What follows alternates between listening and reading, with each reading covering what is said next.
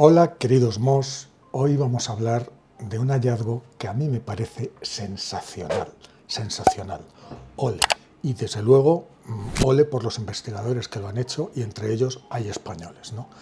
Y es que se acaban de dar cuenta de que una única regla, una sola y simple regla, basta para explicar cómo se distribuye toda la vida en la Tierra, desde los peces a las aves a los mamíferos, todo, un patrón universal sorprendentemente simple, que lo acaba de descubrir un equipo de investigadores liderado por una universidad sueca y en el que, como os digo, España ha participado de forma muy activa con la Estación Biológica de Doñana CSIC y con la Universidad Rey Juan Carlos.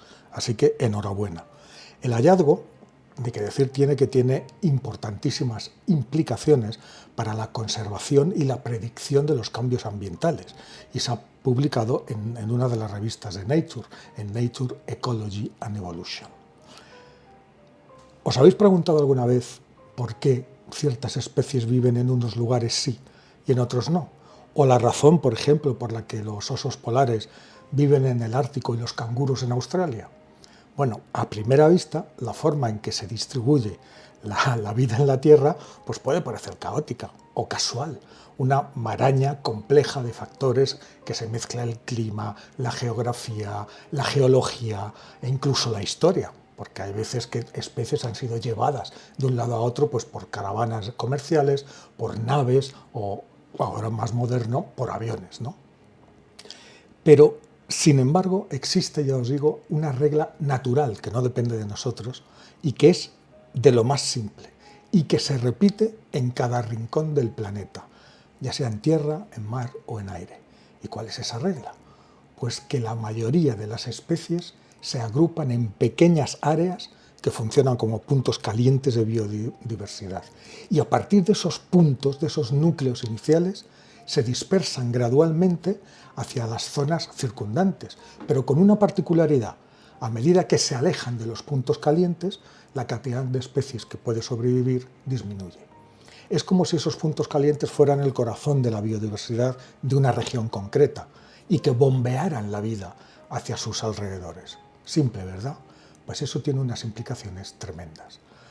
El autor principal del estudio, Rubén Bernardo Madrid, que a pesar de su nombre es investigador en la Universidad Sueca de Umeå, lo explica de forma muy clara.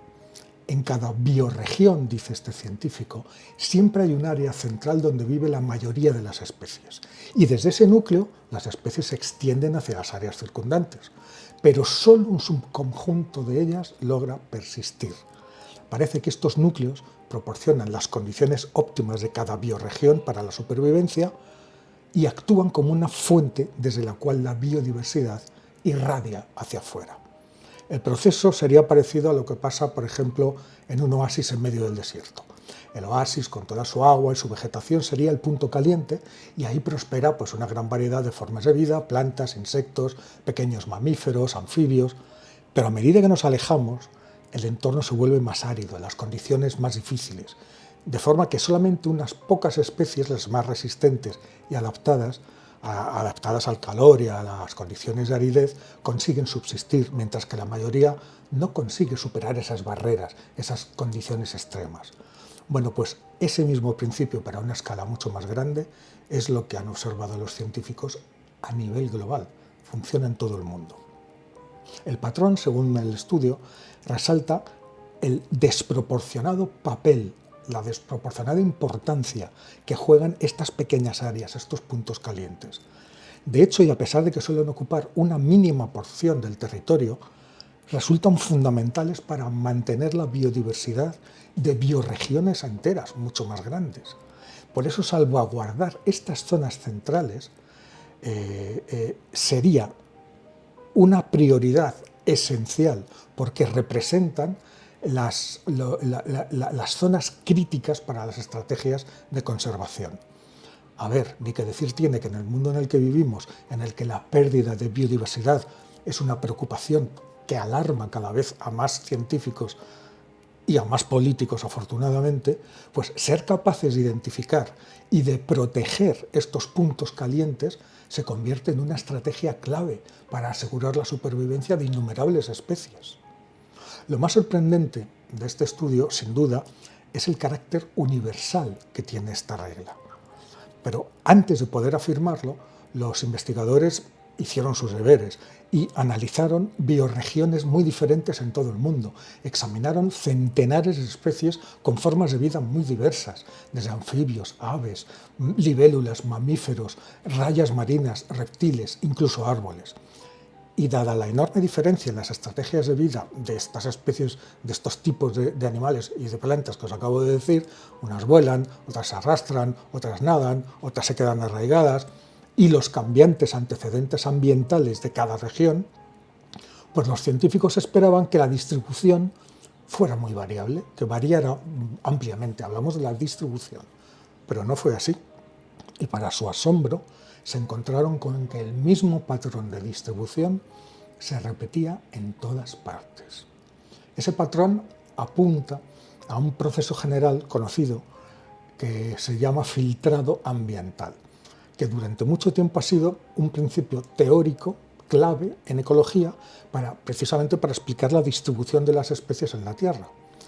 Este filtrado ambiental se refiere a la idea de que solo las especies cuyas características le permiten soportar, tolerar unas condiciones ambientales determinadas pueden establecerse y persistir ahí.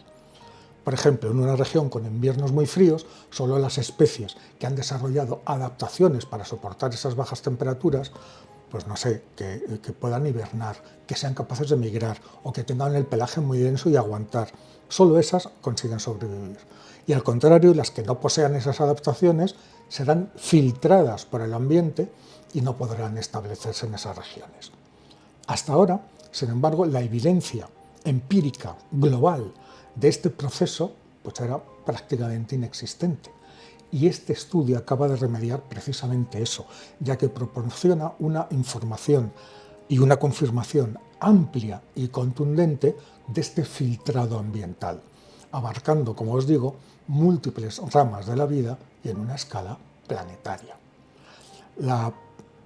Otro de los autores del estudio, Manuela González, que es de la Universidad de Reading, resume la situación más o menos diciendo que no importa si el factor limitante es el calor, el frío, la sequedad, la salinidad, el resultado siempre es el mismo. Solo las especies capaces de tolerar las condiciones locales se establecen y persisten, creando una distribución que es predecible de la vida en la Tierra, de toda la vida en la Tierra. A ver, imaginemos, por ejemplo, una montaña. En la base, donde el clima es más templado, hay más recursos. La diversidad de especies es mayor. A medida que subimos, la temperatura disminuye, el oxígeno disminuye, los vientos son más fuertes y solo las especies mejor adaptadas a estas condiciones, como algunas plantas alpinas o mamíferos de montaña con pelajes más gruesos, pueden sobrevivir en las cumbres. Las demás son filtradas por el ambiente y se quedan más abajo. A medida que seguimos subiendo, esas especies desaparecen. Así es como funciona el filtrado ambiental. Así es como moldea la distribución de la vida. ¿Qué implica esto? ¿Qué significa esto? Pues que nos enfrentamos a un futuro que es mucho más predecible gracias a este hallazgo. La existencia de este mecanismo organizador de carácter universal tiene profundas implicaciones para poder entender la vida en la Tierra. Por ejemplo, este patrón sugiere que todas las formas de vida pueden ser predecibles. La idea de que la distribución de la vida no depende del mero azar, sino que sigue reglas universales que además son inmutables, abre nuevas vías para la investigación. De hecho, si somos capaces de predecir dónde se concentrará la biodiversidad y cómo se van a dispersar las especies, pues también podremos diseñar estrategias de conservación mucho más efectivas.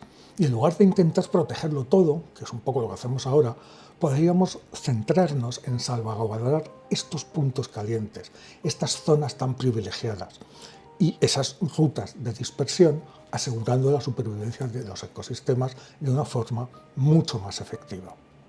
Además, entender estos patrones nos puede ayudar mucho a los investigadores a rastrear cómo la vida ha ido diversificándose a través del tiempo. Y al analizar la distribución actual de las especies y aplicando ingeniería inversa a esta regla universal, pues también se pueden inferir procesos evolutivos pasados y entender mucho mejor cómo distintas especies han colonizado y se han adaptado a los diversos hábitats. Más importante todavía, este estudio también ofrece ideas nuevas y extremadamente valiosas sobre cómo los ecosistemas podrían reaccionar a los cambios ambientales actuales. El cambio climático, la destrucción de hábitats, la contaminación, todo eso son amenazas que alteran las condiciones ambientales a una velocidad que no tiene precedentes. Pero si entendemos cómo este filtrado ambiental dicta la distribución de las especies, podemos predecir mucho mejor qué especies serán más vulnerables a estos cambios y cuáles podrían tener la capacidad de adaptarse o de desplazarse. Por lo tanto, no resulta exagerado decir que este estudio, gracias a este enfoque innovador y a estas conclusiones de gran alcance, marca todo un hito en la ecología global y revela que, a pesar de la aparente complejidad de la vida, existen principios fundamentales que la gobiernan, y esos principios son constantes, son iguales en todas partes. Al desvelar esta regla simple, los autores del artículo proporcionan, por lo tanto, una herramienta realmente poderosa para entender y, esperemos, para proteger mejor la enorme y fascinante biodiversidad de nuestro mundo.